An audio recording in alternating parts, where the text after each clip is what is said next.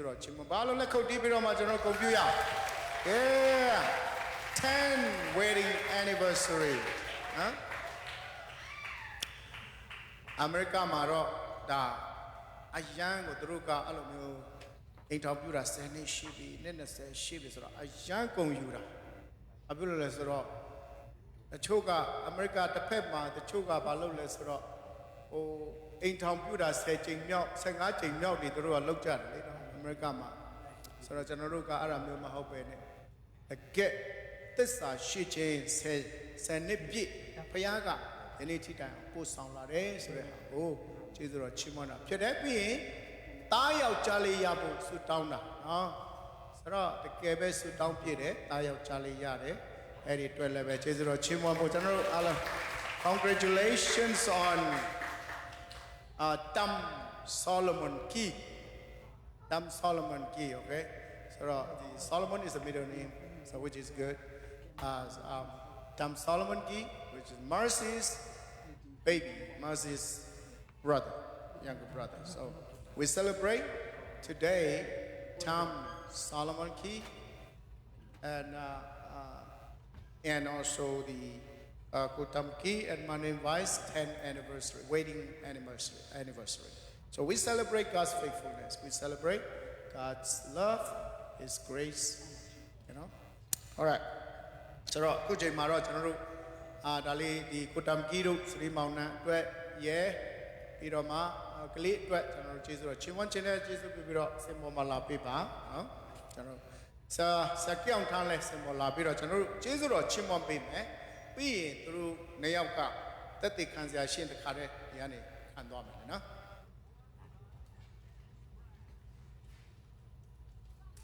ဆိုတော့ဒါက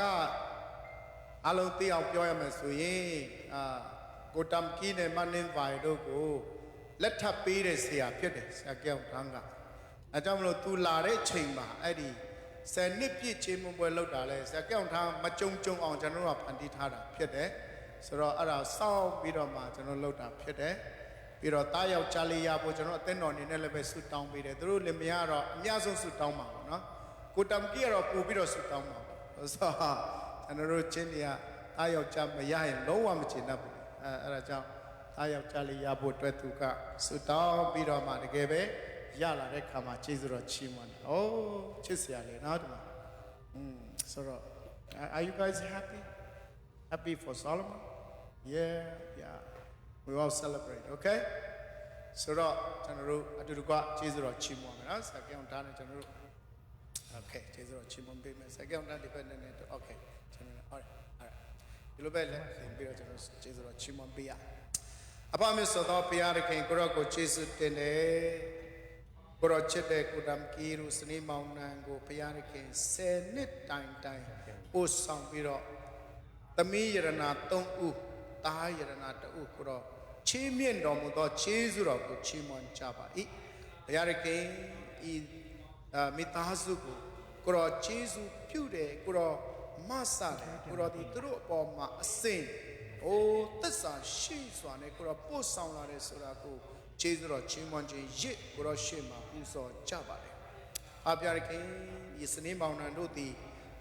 နောင်လာမဲ့နှစ်ပေါင်းများစွာကိုတော်ထားတဲ့နေ့ရက်တိုင်အောင်ကိုတော်ကန့်တတ်ထားတဲ့နေ့ရက်တိုင်အောင်သစ္စာရှိစွာနဲ့ကိုတော်ဘုရားရှေ့မှာပရိညင်ကိုအမြဲတမ်းစောင့်စည်းပြီးတော့အသက်ရှင်နိုင်ပါမယ်အကြောင်းမဆာကောင်းချီးပေးတော်မူပါဘာမဆိုတော့ဘုရားခင်ဤသားနဲ့သမီးဘုရားခင်အသင်းတော်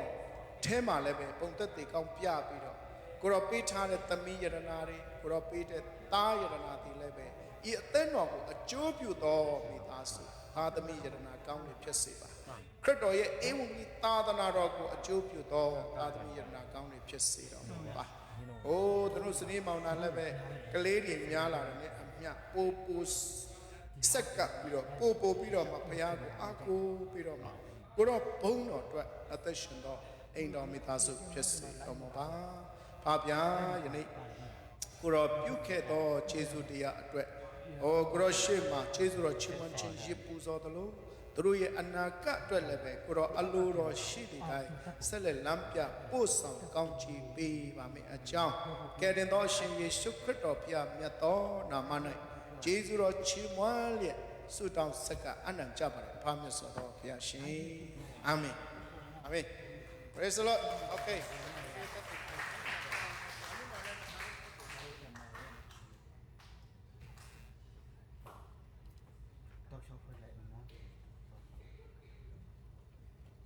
Okay အားလုံးထူးပဲကျေးဇူးတင်ပါတယ်ဒီနေ့ဒီမှာရောက်ရှိလာကြတဲ့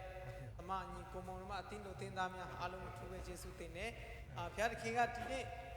ဆယ်နှစ်ပြည့်ကျေးဇူးတော်ချီးမွမ်းခြင်းနဲ့ကလေးဆက်ကချင်းအစီအစဉ်ကိုလို့ဆောင်ဖို့ဘုရားသခင်ပြင်ဆင်တဲ့နေ့ရက်ဖြစ်လို့ဘုရားသခင်ရဲ့နာမတော်ကိုထူးပဲချီးမွမ်းပါတယ်ကျွန်တော်လို့ဆောင်ဖို့ရ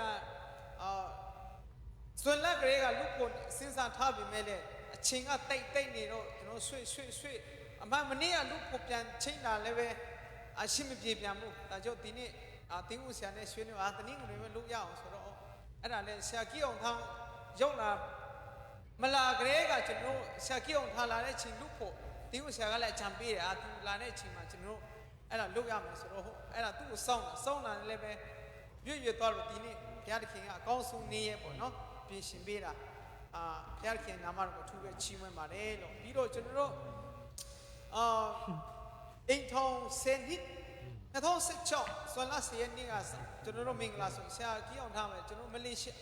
ရှား MCA ကပူကိုစပယ်စင်တာမှာကျွန်တော်အဲ့မှာမင်္ဂလာဆောင်ပြီးမှပဲအဲ့မှာကျွန်တော်ဆက်လက်ပြီးတော့အသင်းသား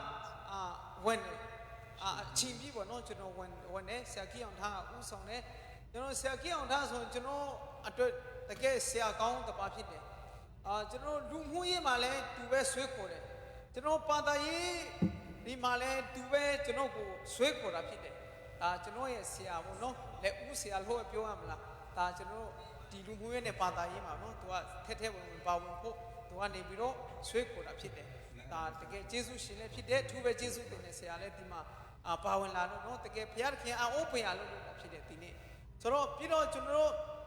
အသိတော်မှာရှိနေတဲ့ကျွန်တော်တို့ရဲ့ဒီတင်ထောက်လူကြီးဦးလေးဘူးကြီးနဲ့ဦးလုံးမောင်တို့ဒီအစကနေပြီးတော့အခုနဲ့ဒီနေ့ဘုရားကျောင်းတော်ခုမှတို့ရောက်လာတာအစရကိုတို့နေရောက်ကချက်ပြုတ်ပြတော့ပုံလေးအောင်လေးရောက်လာတယ်မနေ့စိုးပေါ့နော်ဒါရောက်လာကြတယ်အမျိုးသမီးတွေကိုလည်းအထူးပဲကျေးဇူးတင်တယ်နော်မျိုးသမီးတွေရောက်လာပြီးတော့လုံဆရာရှိတာလည်းအကုန်လုံးလုပ်တယ်လူငယ်တွေနဲ့တို့ကန်တာနဲ့နော်ဒါအကုန်လုံးအတိတို့တင်တာနေပြီးတော့တကယ်ပဲစီအားထက်တန်နဲ့ကူညီနေတာတွေ့ရတော့အရမ်းကျေးဇူးတင်တယ်ရမ်းပီတိဖြစ်တယ်ကျွန်တော်ကနေပြီးတော့ဘသူ့ကိုမှကူညီဖို့တဲ့လူမရှိဘူးပြောရမှာဆိုဒီမှာရှိတဲ့လူနော်ဘသူမှကျွန်တော်ကူညီဖို့တဲ့လူမရှိတော့ညာလည်းပဲအကုန်လုံးဘုရားသခင်ချစ်ချင်းမြတ်တာကိုထောက်ရှုပြီးတော့စိတ်စေတနာအပြည့်နဲ့ကူညီကြတာအရမ်းပဲအထူးပဲကျေးဇူးတင်တယ်လို့ကျွန်တော်ပြောလိုပါတယ်ပြီးတော့နံပါတ်3အနေနဲ့တော့ကျွန်တော်အိမ်ထောင်ပြူတာနဲ့ကျွန်တော်ကတော့ယောက်ျားကြီးချင်းပဲလို့ရှင်တာကလေးတွေဆိုမင်္ဂလေးတွေသိဥစားမပြေဘူးယောက်ျား6ယောက်လို့ယူရရင်တော့ဘလို့ကောင်းမလဲပေါ့အဲ့လိုပဲစဉ်းစားတာကျွန်တော်လူမျိုးတွေဆိုတာလူနည်းစုတွေဖြစ်တယ်သိမများဘူးကျွန်တော်တို့မျိုးနေစုမှာဆိုတော့အာပြည့်ယောက်ျားတွေလည်းအများကြီးလို့ရှင်တယ်ဆိုစုတောင်းတယ်သားဦးရဖို့သားကလေးရရင်သားဦးရဖို့စုတောင်းတယ်ဟောမင်္ဂလေးမွေးလာဆရာဝန်ကရိုက်တယ်မင်္ဂလေးတော့ယောက်ျားလေးပြောရင်ကောင်းဖို့လို့အဲ့လိုစုတောင်းတယ်ပြီးတော့ဒုတိယလဲသမီးဖြစ်ပြန်တယ်တကူစုတော့လဲသမီးတာဒီကလဲသမီးဖြစ်ပြန်တယ်နည်းနည်းစိတ်တော့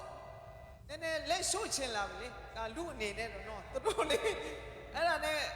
ကျွန်တော်တို့မိဘနှစ်ပါးဒီနှစ်ဖက်တို့မိဘတွေကလည်းအထူးစုတောင်းပေးတယ်ပြီးတော့ဆရာသမားတွေအမှုတော်ဆောင်ပြီးကျွန်တော်ရှုတော့ခံချက်အထူးတင်ပြဆရာပါလို့လဲဆိုလိုအပ်တာတော့အများကြီးပါပဲဒါမှကျွန်တော်တားရောက်ကြလို့ရှိတယ်အဲ့ဒါပဲတီးကကျွန်တော်တင်ပြတယ်တီးရောက်လာတော့လဲကျွန်တော်တင်းတော်ရှုတော့ခံချက်ဆိုရင်ရောက်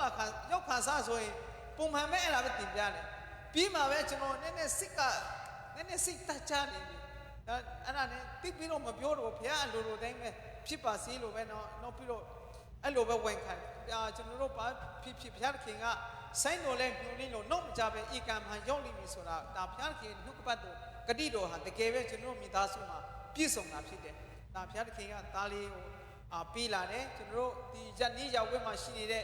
တမမှုလို့ဆောင်ပြီးတစ်ဖက်တော့မိပနေကိုလည်းဒီကနေ့အထူးပဲကျေးဇူးတင်တယ်ဆိုတဲ့အကြောင်းကိုကျွန်တော်ပြောချင်ပါတယ်ဒီနေ့